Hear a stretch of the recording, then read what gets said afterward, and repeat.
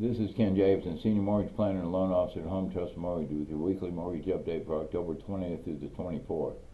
We're looking at what's really happening behind the headlines, from falling inflation to how long Americans are staying in their homes in the evolving shape of today's housing market. There's been some debate about whether the housing boom is over. A recent article in The Hill described today's market as stable but fragmented. It's true, we're not seeing the runaway price spikes of the pandemic years, but we're also not seeing broad declines. Inventory remains tight, demand varies by region, and price growth is steady rather than explosive. Housing boom has matured, shifting from a frenzy to a more stable, localized market. For buyers, this means less competition and more opportunities to negotiate.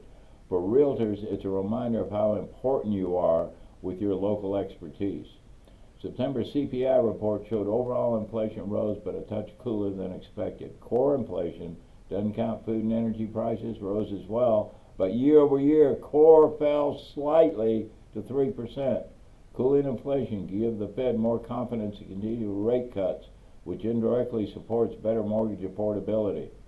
Americans are staying put, according to the Census Bureau. Only 11% of Americans moved in the past year. That's down from 14% a decade ago.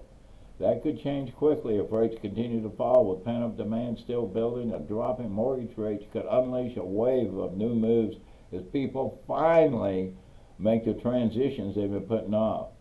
This mobility pause has kept inventory tight, but also built up demand that's ready to return.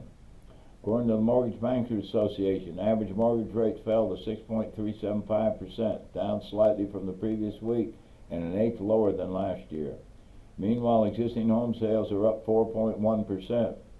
Houses stayed on the market for an average of 33 days and 21% sold above list price, slightly higher than last year.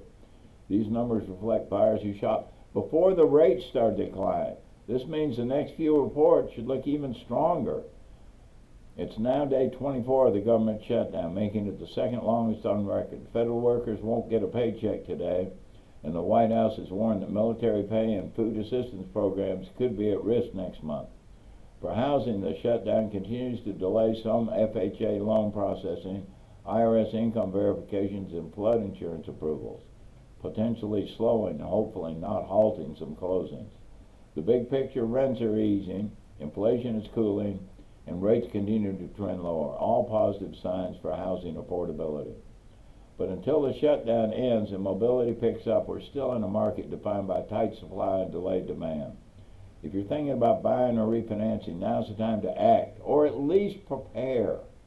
When rates dip further, being pre-approved can make all the difference. I'm Ken Jacobson with Home Trust Mortgage. Thanks for joining me for this week's update. If you'd like help understanding how these trends affect your home goals, reach out anytime.